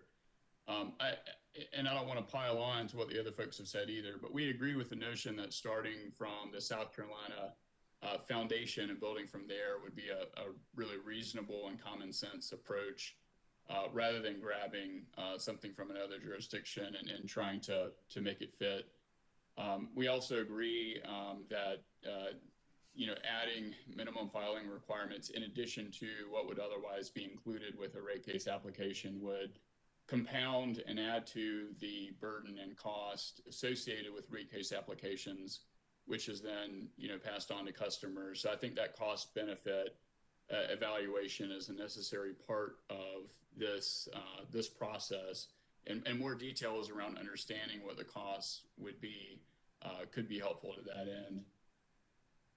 We also, I think, like some of the other utilities, would have questions for the reference jurisdictions, Florida and Arkansas, whether and to what extent, for example, the regulator and interveners actually use the information provided in the MFRs versus what's otherwise provided in discovery.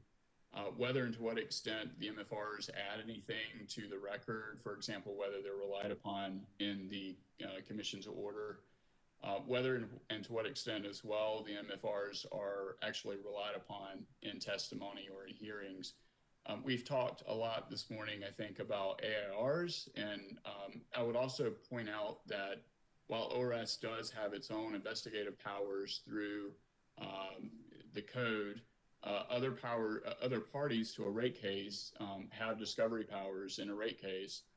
And that includes members of the public who want to do deep dives. I know that the name Frank Knapp comes to mind in the context of the old Dominion and SCANA rate case applications. You have members of the public who do choose to get more involved, and they can file a petition to intervene. And if they have standing, then they can intervene and seek information in discovery, and whether that's information that has been provided to other parties or information that's been prepared as related to the rate case application, that's all discoverable within a rate case. And so, again, it's a cost benefit analysis as to whether we add on to what's already prepared as part of a rate case application, these hundreds of pages of schedules that would be cumulative to what already the utility is preparing for a rate case. We had provided some specific feedback about the MFRs. Some are only appropriate for hybrid test years. We'll go into that at a later date. We also had feedback generally about whether rate case applications should be uniformly formatted. So I think, again, starting with the South Carolina Foundation and then building up and trying to fill in identifiable gaps in information that's being provided to the commission is really the next step, because I think discovery would otherwise fill in those holes. I think those are my overarching comments, Ms. Boyd, unless you have any questions for me. No, we'll dig a little bit deeper when we talk about the water and wastewater. But your client doesn't oppose do you recall the schedules, the proposal I showed to Mr. Hall earlier regarding the table with the schedules, and so that for consistency's sake, the substance of those schedules would be the same. If it's Schedule A1, they'd all be balance sheets. Do your clients have a problem with that? I'm not aware of a specific problem with providing that information. And balance sheets in general is a really high level overarching view, and so I don't think Blue Granite would have an issue, providing that information. And likely it's some of the information that's already provided as part of their rate case process. So I wouldn't envision that to be an issue. But again, I can check in with them and see if there's any wastewater specific. Yeah, don't do that. I was just talking about the principle overall, Mr. Wellborn. I was saying that all the schedules, would be consistent, meaning the type of schedule? Well, yeah, and so I have kind of a mixed response. I think in general, we do oppose uniform rate case applications. I mean, Blue Granite keeps its business records differently from Dominion, for example. Two different utilities, two different sets of business records. In general, I think to the extent we're providing information that is being requested by or required by the MFRs, we would like the ability to point to our schedule that we already provide. For example, if it's MFR Schedule D, as in dog, and we're already providing that, the same or similar information in an existing schedule, we would prefer to point to our existing schedule rather than reinvent the wheel or provide our schedule, but then also have to fill in that information within the MFR schedule. And I think that's reflected in something Mr. Ziegler said, which is that, if we're already providing the information, sort of providing it again or in a separate way, in a different way through a uniform MFR schedule, it's really just cumulative and potentially confusing because you're providing the same information in two different places. Let me give you an example, if you don't mind. I think I've complicated the question. Ms. Purvis, would you go to the Elmo, please?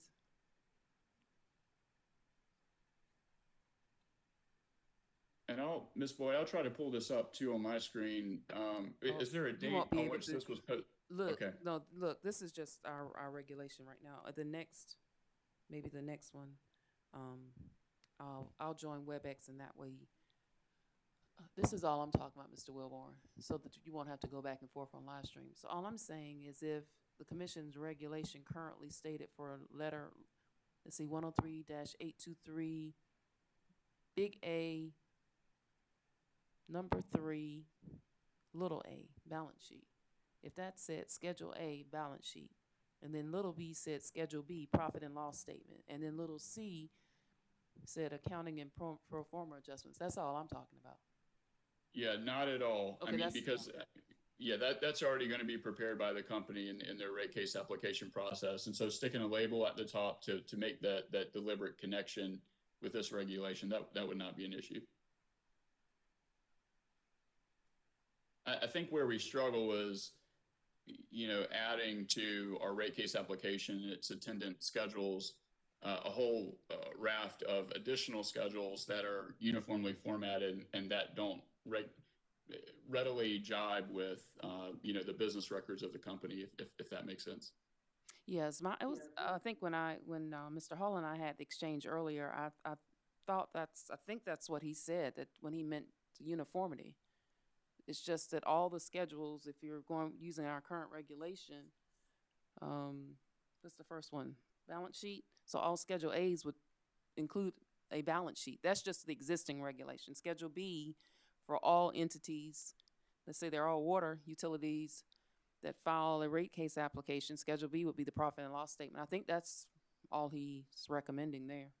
I might have taken his comments differently. I understood his comments to mean that it's okay for us to provide our regular rate case schedules, but in addition to those schedules, he wants these additional sort of uniformly formatted schedules on top of, or maybe we're talking about two different things. But I think you're right that we were looking at additional schedules, but I think that's what he and I talked about earlier. Roger, am I right? Yes, yeah, you're right. I think, okay. Yeah, it's kind of two different issues, but again, like I said, Schedule A, the information request would be the same. How it looks would vary depending on how Blue Granite prepares it versus how Mr. Torini, one of his clients prepares it. So okay. It won't have the same, sort of X and Y axis, columns and rows necessarily, but again, Schedule A would be whatever it is. Thank you. Does that make sense? Okay, because I want us to, I know we have a lot. The staff is trying to move forward, but anything we could simplify, I wanted to simplify. So, I think that's all he's recommending there. And then the substantive part, and then the substantive part is where I think everybody's not in agreement, and that's fine. But yeah, meaning substantively, as you said, Mr. Wellborn, what additional information would have to be filed under that balance sheet, which would be potentially Schedule A? Right. Yeah. But, and then I think even there, DCA is just saying, we don't care about the form, we care more about the substance. As long as it's under Schedule A, you create your own form that you want to file. Yeah, and I won't necessarily reiterate my comments, but I mean, the DCA, like any other party to a proceeding, has discovery powers, and they can request things that have been provided to other parties too. So, to the extent a customer wants to get into the weeds and wants to intervene, like Frank Knapp and other folks have done in the past, they have that ability to do that. So, like Mr. Torini, the application itself provides a good overview of rate case applications to the public. There are attendance schedules that are filed with the application that provide even more information, and then there's this additional optionality of filing a petition to intervene. So I think the public is well protected. So I think that the question again for Blue Granite is what problem are we solving for, and then what are the costs that go into that. So, anyways, yes. I won't go back through my comments, but. Yes. Still scratching my head as to what we're solving for and what will it cost to get there. Well, I think it might be helpful from when we get to talk more about the substance of whatever proposal we submit to you all, if that makes sense. We're going to go back and talk again. And then I'm hoping that the next time, for example, for the water and wastewater sector, that we are talking more specifically about this doesn't make sense why you're asking for this additional information here for that. I think we'll get past all of this other, which I think these are still necessary conversations, but we're now talking about substantively why that this makes no sense, this does make sense. We're getting there. Thank you, Mr. Wellborn. Thank you, appreciate it. Jeff, how are you? Good morning, Jocelyn. Good morning. How are you doing? I'm good. Thank you very much. Good. This is really informal. Does anybody need a break? Okay, we'll keep going then. Jeff, would you please make your presentation? Sure. Thank you, Jocelyn. Sure. If I could just start, I totally agree with what Mr. Torini said earlier. Just, these have typically been a collaborative type process where we work with the other parties, and it seems like here I'm making an oral argument. So when and if we can all get back together again, I think it would be much more productive, probably, as far as this process goes. Okay. That being said, though, to start off with, and you'll excuse me, but being this far down the list, I've got notes scribbled everywhere, so it might take me a while to get through this, but I'm going to try and keep them as short as possible. First of all, ORS does support the recommendations, the three specific recommendations, and the supporting comments that were made by the DCA. One point I would like to make in response to a comment that Mr. Ziegler filed is we do not coordinate discovery with the DCA. We don't coordinate discovery with other parties, nor do we feel that we have the time or the responsibility to coordinate that discovery. That goes then to the MFRs and other parties having access to information that ORS might be able to get even prior to the application being filed, but these other parties don't. As far as those comments go to those three recommendations, primarily ORS continues to seek the filing of applicant direct testimony with rate applications. We believe that this would be very helpful to us as well as the other interveners. Two companies already do this. And I think that shows that it's not impossible. And in fact, it's a practical way to file a rate case. There was very limited time for ORS and other parties to serve discovery, analyze the data and information, form direct testimony. Typically, there's only about 4 to 4.5 months between the actual filing of the application and the merits hearing. We don't believe there's any reason utilities can't prepare and file the direct testimony as a part of the rate case application. Utilities have ample opportunity to respond to ORS and other interveners' testimony and the rebuttal testimony. And quite frankly, if you cut that period before the direct filing testimony is made out, there should be, as the DCA has recommended, that cuts out some time so that there should be more time available for the company to form the rebuttal testimony in response to the direct testimony of the other parties. I do agree that added MFRs would probably cause some limited increase in the time and complexity of putting together and filing a rate case. However, I think this is going to be largely offset by a reduction in the discovery that ORS and the other parties would serve in the case. If these MFRs are adopted, we believe it should significantly reduce the number of information requests that ORS currently seeks from these utilities. And basically, it is the same information that we're going to ask for anyways.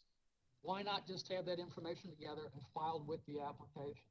It saves everybody time, and it just seems to make sense. The company knows where they're going. They have to develop that supporting documentation, or they certainly should be, prior to filing the application. It just makes sense, and it saves time to have them go ahead and do some kind of an MFR, mandatory filing requirements. Many of the companies we deal with already have these MFRs in other jurisdictions, as we've heard this morning. And they already operate these other jurisdictions they operate in. I don't believe that any of these have a shorter period than the 6 months that South Carolina currently has between the filing of the application and the requirement that an order be issued by the commission. So if these other jurisdictions have MFRs, why shouldn't we have them as well? Regarding the Florida and Arkansas MFRs in particular, we have filed extensive written comments with the commission regarding these. We do not oppose, as some of the other parties have suggested, that the commission also look into using neighboring jurisdictions such as North Carolina's MFRs.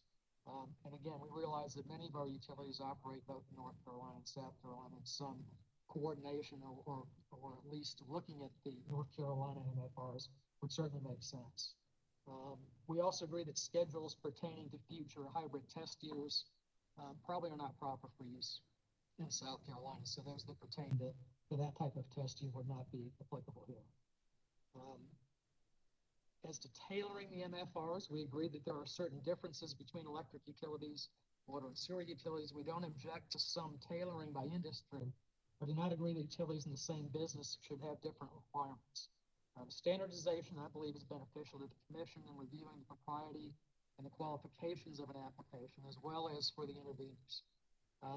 If FERC and other states already require this type of standardization, it certainly makes sense that South Carolina should do so as well. I want to go to maybe a question or two that we had that I think had come up, and one of those was talking about a specific form. In other words, when we're talking about, you need to file a standard an income statement, a detailed income statement. We realize that different utilities keep their books and records in a different manner. And so it does make sense, and I would agree with Ms. Bateman's comments earlier, that there can be or should be a difference between the specific form that is being used by each of these utilities. We don't disagree with Duke on that point. And we also do not oppose several utilities' requests that certain information, such as executive level compensation, may or should be entitled to confidentiality. That's pretty much my comments. I think you probably had some other questions for me, Ms. Boyd, but I'd be happy to try and answer those. Thank you, Mr. Nelson.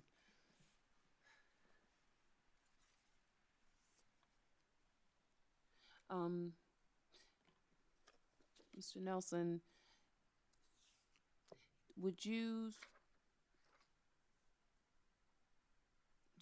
are you of the opinion that your March 26th filing, does it include the information, the schedules from Florida that ORS thinks are not needed? Yes. In South Carolina? I think we went through and identified, schedule by schedule, what we felt was either applicable or inapplicable to South Carolina. All right. Well, we've reviewed your comments. Just want to make sure that there weren't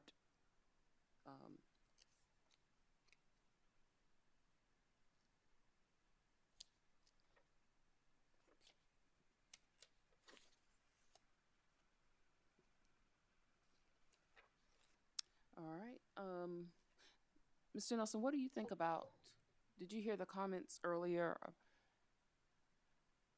regarding the ORSs, AIRs, and then you mentioned them too. You said, I don't want to put words in your mouth, but information that's included in some of the Florida schedules is also requested by ORS in its information request, audit information. Absolutely. And, you know, a point I'd like to make is that we wouldn't need to send out so many AIRs. We wouldn't need to conduct so much discovery if information such as a detailed income statement was made a part of the application. So again, I think that some of the increased costs that the utilities have talked about of meeting these minimum filing requirements could be largely offset by a reduction in the discovery that's conducted by ourselves. And again, we do, and as Mr. Ziegler pointed out, frequently we can get ahead of the game because we can ask for this information outside of a rate case. Other parties, interveners, and the DCA don't have that same ability. So I understand why certainly in their case in particular, they would even more than ORS probably appreciate these MFRs. Thank you. Well, Mr. Nelson, you answered a lot of the questions that I was going to have regarding for your agency instead of discovery, the ARRs and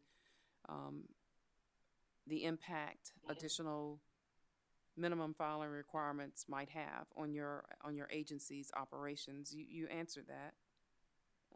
You've answered my question about your comments, that your comments are comprehensive and respond to your agency's review of the Florida MFRs. The only other issue you brought up today when you mentioned North Carolina, I think are your comments coming from the perspective of just reviewing North Carolina for completeness to see if any of those should be considered for South Carolina? Yeah, again, and I think some of the utilities have pointed this out, and especially those like Duke that operates both in North Carolina and South Carolina, Blue Granite as well. These utilities that operate in these two jurisdictions, why not go ahead and look and see if there's some of those minimum filing requirements in North Carolina that we could use in South Carolina as well? I'm not opposed to that. We're not necessarily suggesting that, but I certainly understand the utilities' belief that this could save them some time and effort if there was a standardization between the Carolinas and MFRs. Okay, then I need to ask you this. Would you be in favor of starting with South Carolina? This is just an example. And then I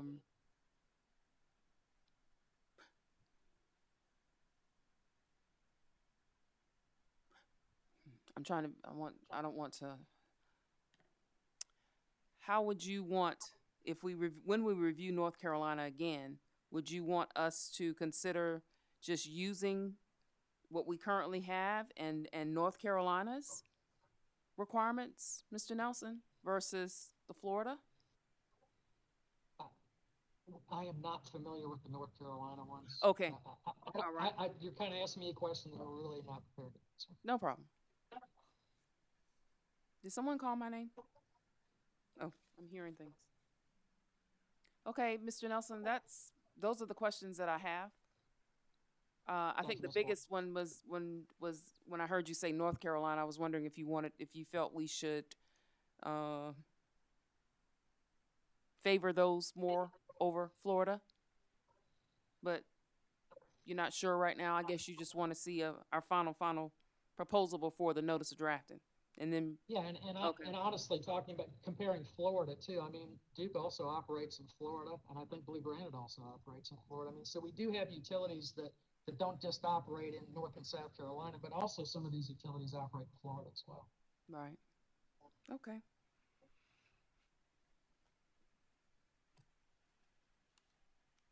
Thank you, Mr. Nelson. Mr. McPherson?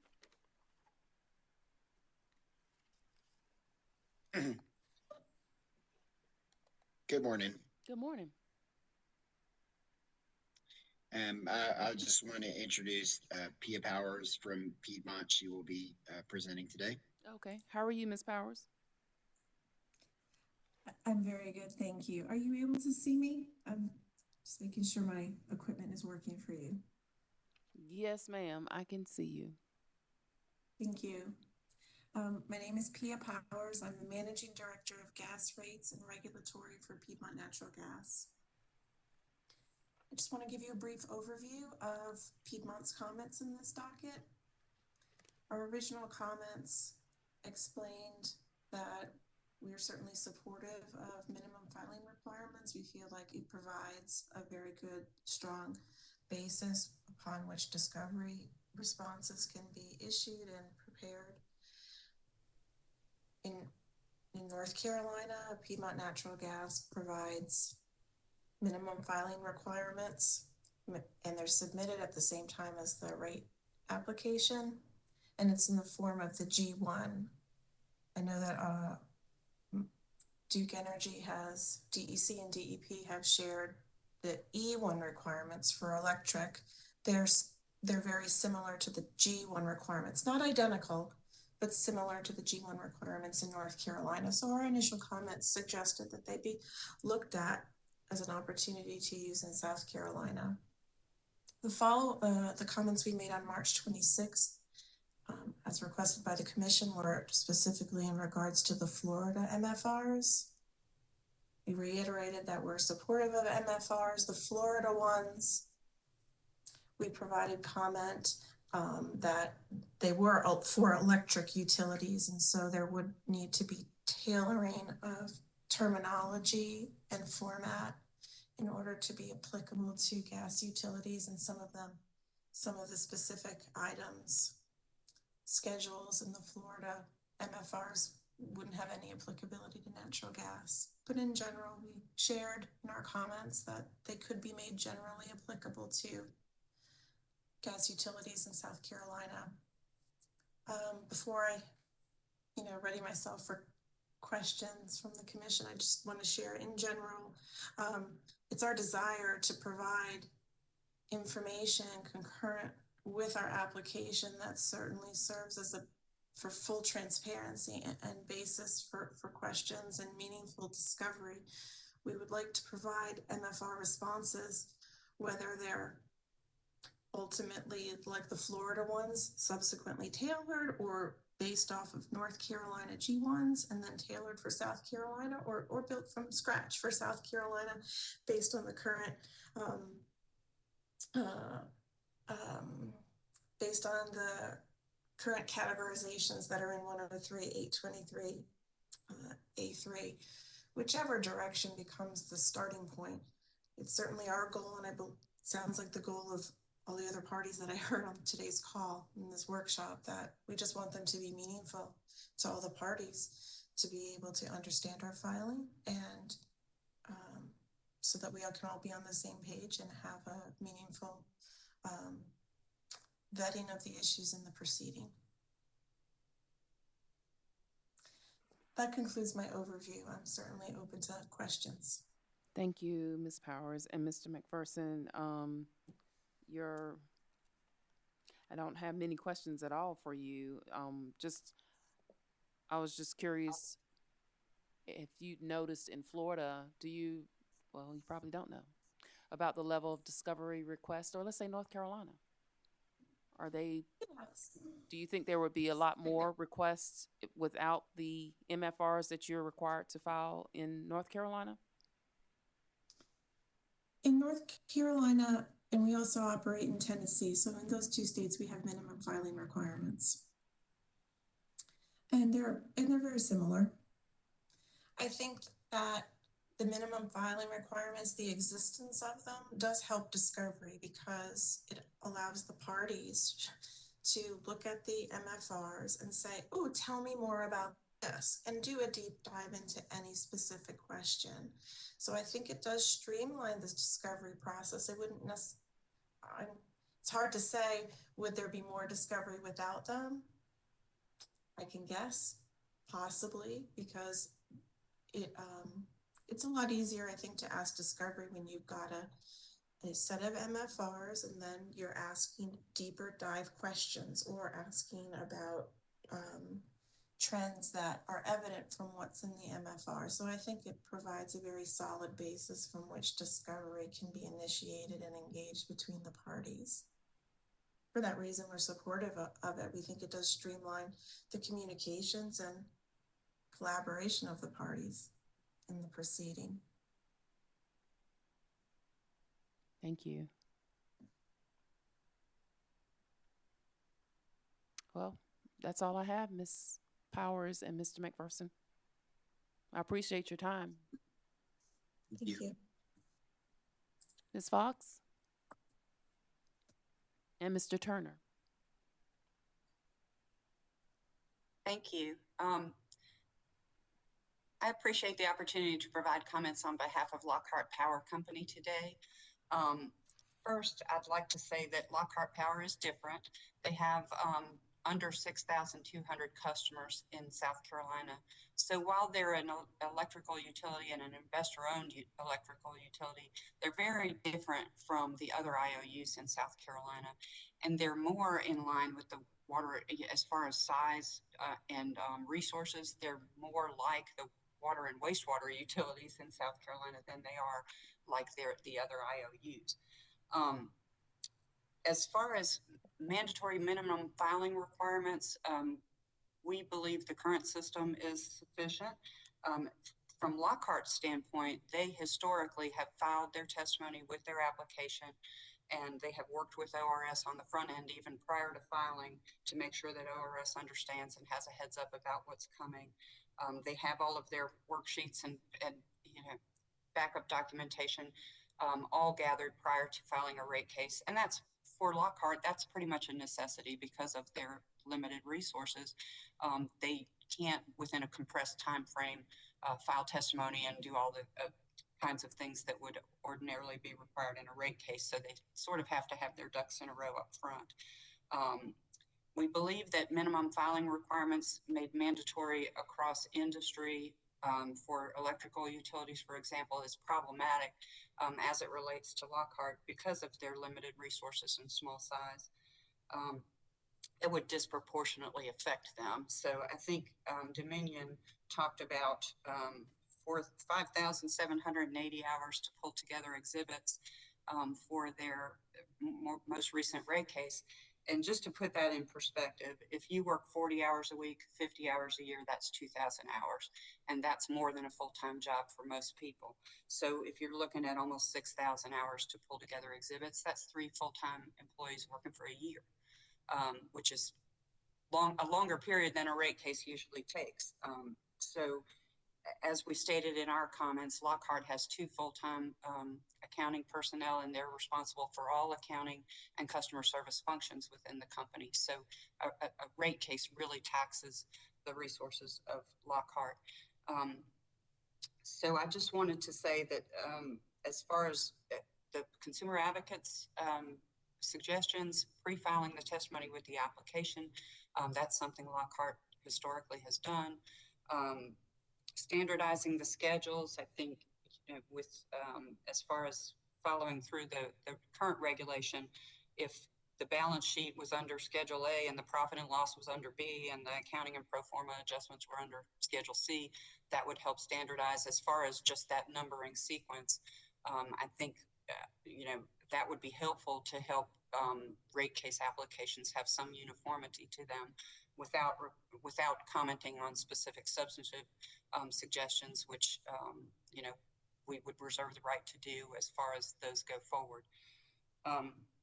One other thing that I would like to mention is as far as the consumer advocate's suggestion that backup documentation and worksheets and formulas and such be filed with the rate case application, we would object to that. I think that is much, others have spoken to this, but it's much more appropriate to deal with that function through the investigatory role of ORS, for example, and through discovery by other parties, and that process can be much better managed that way. and much more, I think Charlie said, think about what is useful and is it really useful and a good, you know, a good use of your time and resources to require the fire hose up front, or does it make more sense to provide that information to those who need it and in a more targeted fashion? I think that's all I have. I'm being really quick because I know I'm last. If you have any questions, I'll be happy to answer them. Well, thank you, Ms. Fox. Thank you for your patience too. Are you aware of other jurisdictions that have a subset of requirements for utilities who have fewer than 10,000 or 20,000 customers? Are you aware of an exception that their filings aren't the same as maybe a utility who has a larger number of customers? I have not really looked at that. I know that Charlie had filed something on the water and wastewater side showing that there was a different process for Class A versus other classes of utilities by size. I don't know if that's the case or not. I know Lockhart is so unique in South Carolina, but they're really unique in the country. They're very, very small. They may be the smallest electrical utility in the country. So while I'm not aware of that, I am aware that the South Carolina General Assembly has seen fit to exempt out electrical utilities with less than 100,000 customer accounts from a number of requirements like net metering and avoided cost and things like that that apply to larger utilities. So there's some precedent for that in South Carolina. Yeah, we talked about that among staff. For example, the avoided costs. That's what came to mind initially. The avoided cost proceedings. That Lockhart is exempt because of that. It has fewer than 100,000 customers. So.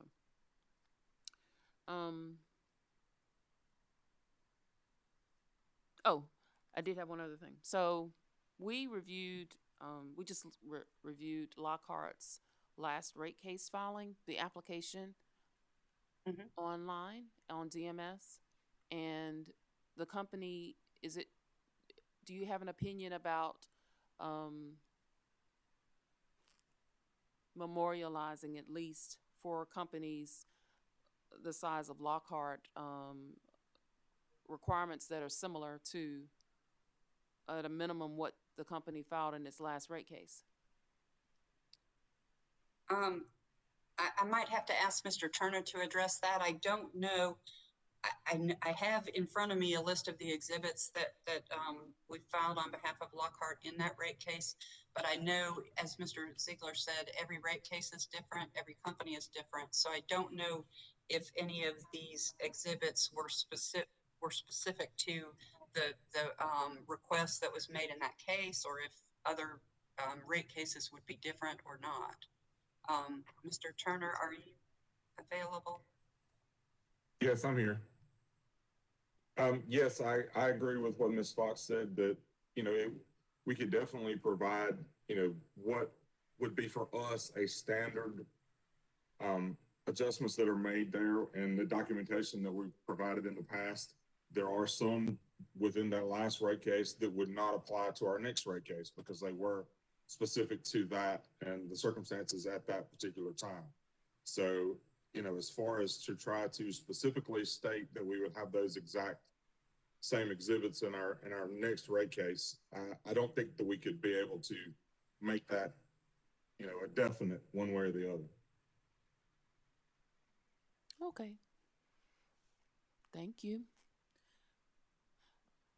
Ms. Fox and Mr. Turner, I really don't have any other questions for you. I don't at this time. I hope that you'll continue to participate as we proceed in future. Thank you. We will, and we appreciate that opportunity. Okay, awesome. So, everybody, I know for staff, the next step, I think, for us to have another meaningful discussion will be for us to review what we previously emailed to you and filed on DMS regarding the proposed minimum filing requirements to refine those some more. And then I do like the suggestion for us to be in person, even if we are at a facility that it's or a room that is accommodates people who don't want to be as close, but be in the same room. I'm hoping that we can secure a location like that for the next discussion and perhaps cover a lot more ground. I appreciate your patience with staff going through this. As I've said, this is new. The level of detail and review that we are conducting at this time is new, at least since I've been at the agency. And so I do appreciate your patience, and I'm grateful for where we are even at this point with, for example, no one really objecting to all the schedules, whatever's proposed, being consistent and the same, no matter which utility, no matter which sector. So for me, that is an accomplishment, and I'm grateful for that. So unless someone has any other statements or comments or recommendations at this point, I want to thank Mr. Parker and Mr. Hall from the Department of Consumer Affairs. I want to thank Mr. Ziegler, Mr. Burgess, and Mr. Anselmo from Dominion Energy, South Carolina. Also want to thank Ms. Brown, Ms. Bateman, and Mr. Robinson from Duke Energy Carolinas and Duke Energy Progress. Mr. Terraini, we appreciate your input. Mr. Wellborn, we appreciate your input on behalf of your client, Blue Granite. Jeff, we appreciate your suggestions and your feedback. Mr. McPherson and Ms. Powers, we appreciate you being present and presenting Piedmont Natural Gas Company's opinion. And finally, Ms. Fox and Mr. Turner, last but certainly not least, we appreciate your participation on behalf of Lockhart Power Company. Until next time, you all have a good afternoon.